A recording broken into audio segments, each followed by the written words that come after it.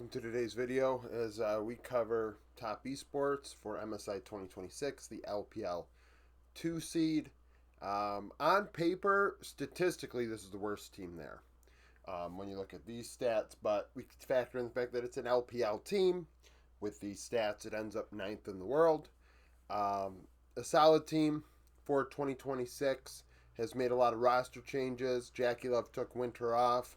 They added, they brought back Tien, promoted Zuan, as 369 left, didn't retire, but left the team inactive. Nayu got caught for match fixing, and Jackie Love, like I said, was taking winter off. So, these stats you got to keep in mind. It includes another iteration of the team. Last year, this team went to Worlds, finished in semifinals, which, as far as I'm concerned, eliminates a lot of that nonsense we hear from people about the nameplate of this team struggling internationally. Just an assumption that top esports will let people down.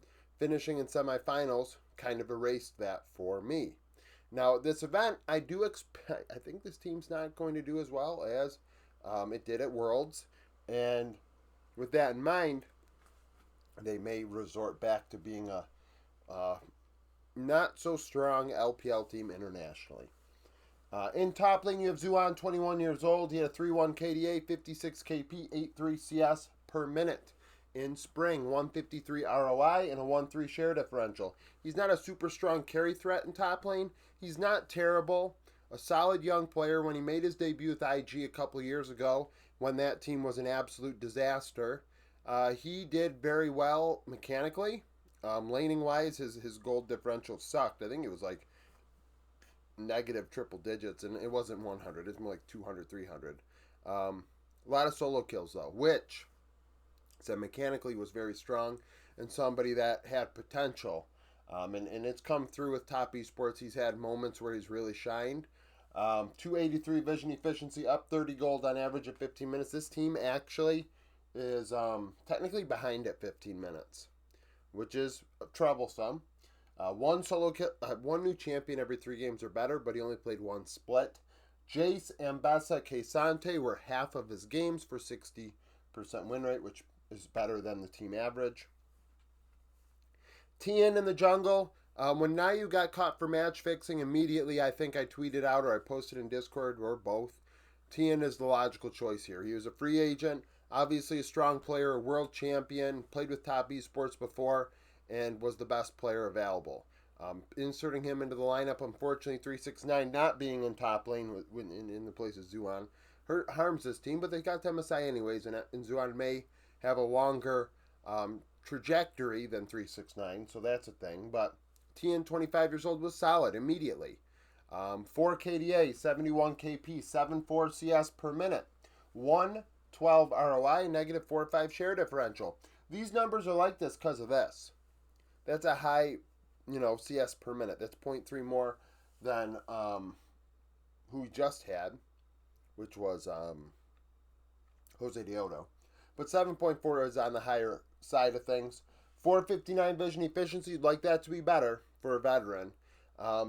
Only up 33 gold. One new champion every 3 to 4 games. Keep in mind, only played in spring. Xin Zhao, J4, and Vi are his 3 most played. 48% of the games, 79% win rate. So if you allow him on one of those champions, he has a 4 in 5 chance of winning the game. He is 32 and 23 internationally. 2-4 KDA, 69 KP, 5-7 CS per minute. More gold than damage.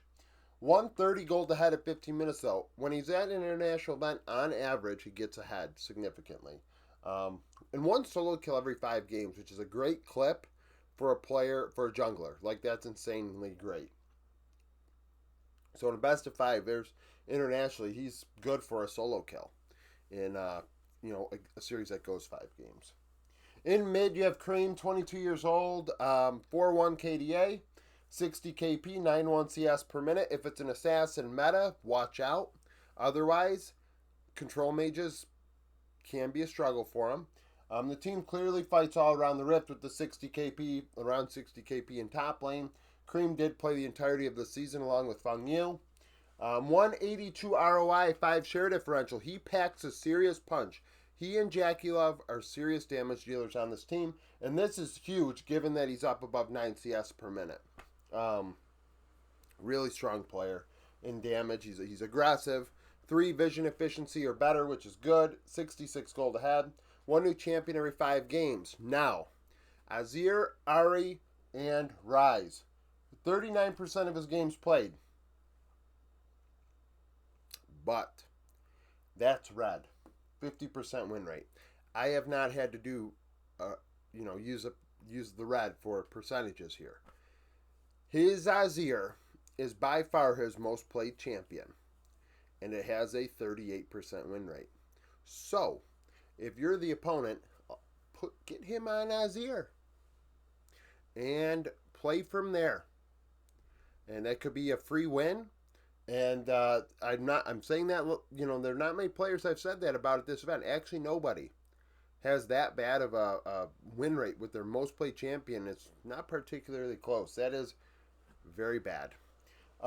Internationally, he's 22 and 29. 1.9 KDA, 60 KP, 8.3 CS per minute. He drops off internationally. He plays just as aggressive, but he dies a lot. He gets punished more. Because the 186 ROI is good, but he's behind 125 gold at 15 minutes. You can't have that internationally as an LCK or LPL mid laner. 1 solo kill every 5 games because of his ability mechanically. Jackie Love, 25 years old. Obviously a very strong AD carry at times. When he's at his best, he can be top 5 in the world, but sometimes he ends his face-off still. Former world champion. 4.1 KDA, 64 KP, 9.9 CS per minute. So like I said, they spread the wealth here. Jackie 64, 56 for Zuan. 2 players that have only played in spring. Goes to show the team really is just all over the place with fighting. There's not like a 4-1 comp or a ball comp or whatever. It's really everyone for themselves. 165 ROI. 3.8 share differential, 384 vision efficiency, solid, but the bot lane is behind 151 gold at 15 minutes. So losing in the LPL is okay against the West, but when push comes to shove, when this tournament's really at its peak, this bot lane needs to step up. 1 new champion every 4 games. Ashe, Corki, Yunara, 45% or 48% of the games, 68% win rate. Internationally, he's 66 wins, 52 losses, 2.6 KDA, 68 KP, 9.4 CS per minute. 142 ROI, does well laning, up 162 gold at 15 minutes, and has a solo kill every 7 games or so, which is strong for an AD carry. Feng Yu, 20 years old, a young support, one of the youngest ones at this event, if not the youngest. 22.6 years old is the average age for the team. 3 KDA, 72 KP, but keep in mind he played the entirety of the season.